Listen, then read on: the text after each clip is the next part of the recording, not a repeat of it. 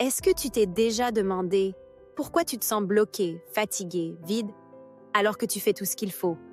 Tu lis les bons livres, tu écoutes les bons conseils, tu veux avancer, mais il y a toujours quelque chose en toi qui freine. Un doute, une peur, une sensation sourde que tu ne mérites pas mieux. Ce n'est pas que tu n'es pas capable. Ce n'est pas que tu n'as pas de chance. Ce que tu vis, c'est l'auto-sabotage. Et il est temps que tu ouvres les yeux.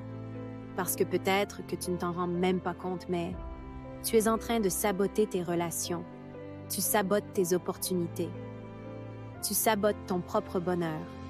Et le pire, c'est que tu le fais avec les meilleures intentions du monde. Être parfaite. Être aimée. Être à la hauteur. Mais pendant ce temps, tu t'éteins. Tu t'excuses d'exister. Tu te retiens d'oser. Tu te compares. Tu repousses. Tu t'auto-flagelles. Alors cette vidéo, ce n'est pas une leçon. C'est un miroir. Une claque douce mais nécessaire. Et si tu restes jusqu'au bout, je vais t'aider à mettre en lumière les 5 plus grands schémas d'auto-sabotage qui te bloquent. Et surtout, comment t'en libérer. Parce que tu mérites une vie alignée, rayonnante, puissante. Et elle commence ici, maintenant. Respire profondément et écoute bien. Ce que tu vas entendre peut changer ton rapport à toi-même à jamais. L'auto-sabotage est un comportement inconscient qui freine ton évolution. Ce n'est pas de la paresse. Ce n'est pas un manque de volonté. C'est une peur profondément ancrée, celle d'échouer, de décevoir, de ne pas être aimé ou même de réussir. Cela se manifeste dans tous les domaines. Dans le domaine professionnel, tu hésites à parler de tes réussites. Tu refuses des projets où tu aurais brillé. Tu te fais toute petite par peur d'être vue et jugée. Tu t'auto-censures dans les réunions. Tu ne te sens jamais prête. Dans le domaine amoureux, tu choisis des partenaires qui te confirment que tu ne vaux pas plus. Tu fuis les hommes qui te respectent parce que leur amour te semble trop beau. Tu acceptes le minimum en espérant qu'on t'aime plus tard. Dans le domaine personnel, tu remets à demain ce que ton cœur appelle aujourd'hui. Tu critiques ton corps. Tu te parles comme à une ennemie. Tu t'épuises à faire plaisir, à être utile, à mériter ta place. L'auto-sabotage, c'est une prison invisible, mais tu as la clé. Elle commence par la prise de conscience. Pour comprendre l'auto-sabotage, il faut regarder derrière soi. Depuis l'enfance, on t'a peut-être appris à ne pas faire de vagues, rester sage, poli, douce, ne pas prendre trop de place, penser aux autres avant toi, être jolie, pas trop brillante.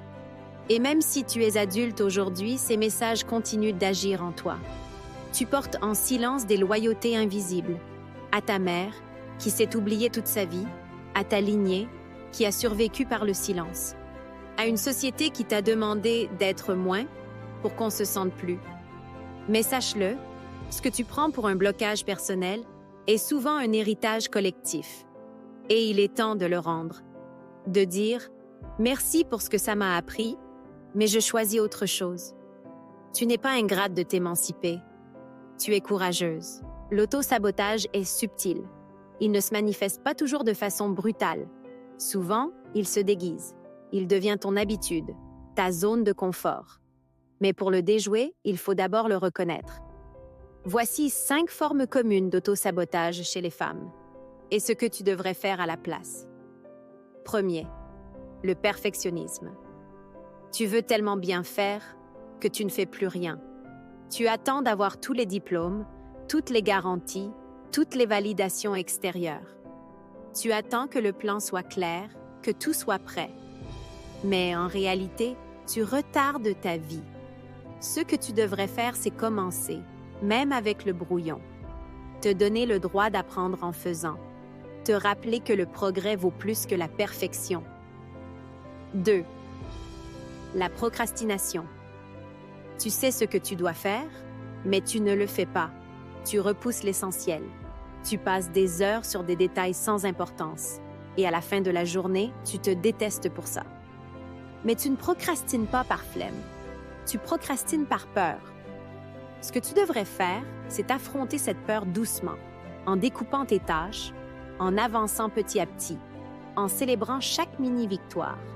L'action, même minime, est ta guérison. Troisième, la dépendance affective. Tu restes dans des relations qui te vident. Tu acceptes qu'on te traite mal, juste pour ne pas être seul. Tu fais passer les besoins des autres avant les tiens, par peur d'être abandonné. Tu confonds amour et sacrifice. Ce que tu devrais faire, c'est apprendre à être ton propre refuge. T'aimer suffisamment pour ne plus marchander ta valeur. Te choisir, même si ça veut dire être seul un temps. Quatrième, l'autocritique constante. Tu es ton propre bourreau. Tu te juges avant même que les autres puissent le faire. Tu ne célèbres rien, tu ne t'encourages jamais, tu ne reconnais pas tes efforts. Tu vis avec une ennemie intérieure alors que tu mérites une alliée. Ce que tu devrais faire, c'est te parler comme tu parlerais à une femme que tu aimes. Remplacer la dureté par la tendresse. Apprendre à être douce et loyale envers toi-même. Cinquième, le sabotage corporel. Tu t'épuises, tu ignores les signaux de ton corps. Tu sacrifies ton sommeil, ton repos, ta vitalité. Tu manges tes émotions ou tu te prives pour correspondre à une image.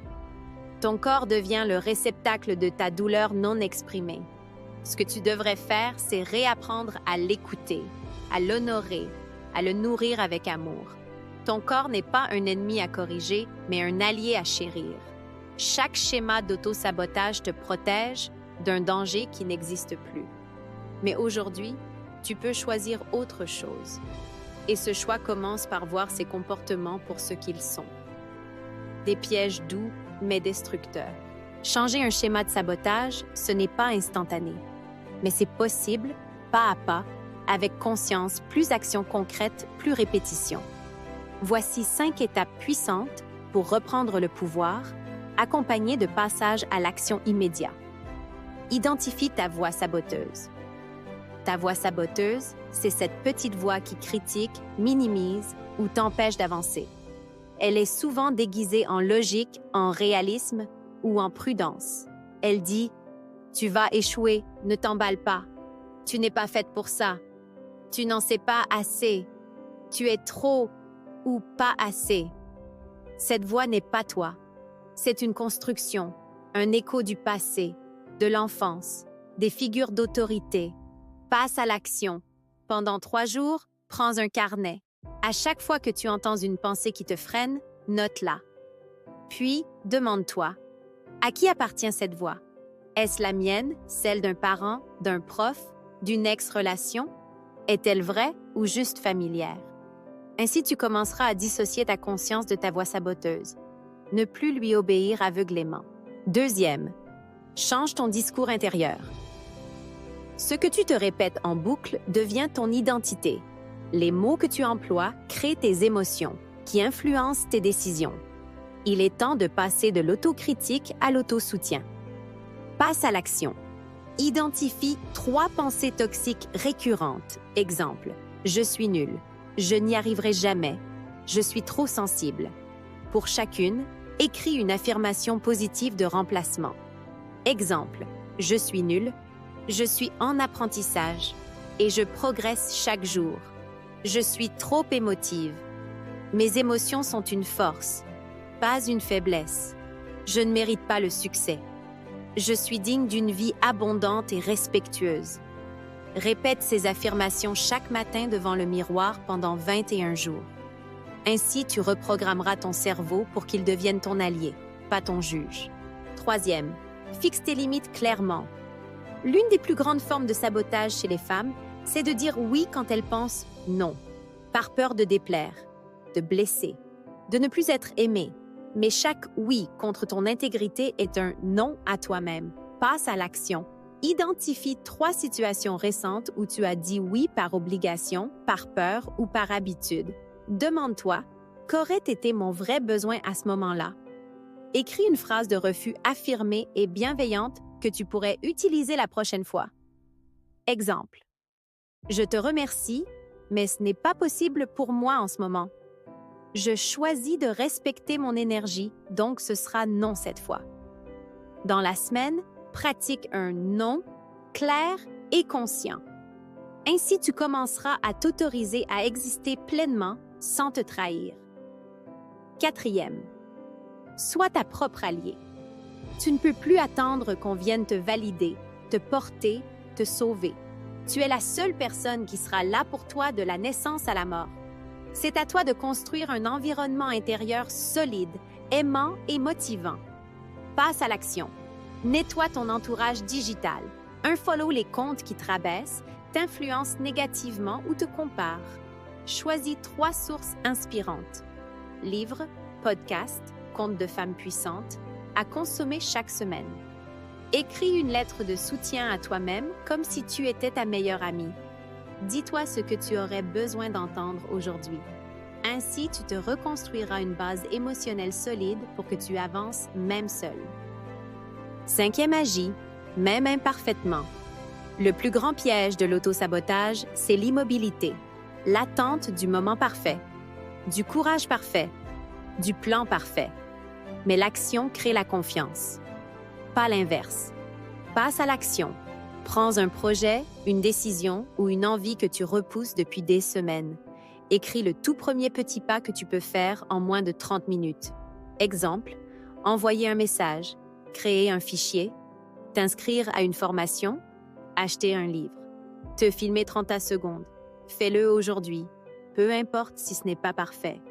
Ainsi, tu prouveras à ton système nerveux que l'action ne te met pas en danger. Elle te libère. Imagine une vie où tu ne te justifies plus. Tu dis ce que tu penses sans trembler. Tu oses l'amour sans dépendance. Tu développes ton projet, même s'il fait peur. Tu t'habilles pour toi. Tu choisis pour toi. Tu vis pour toi.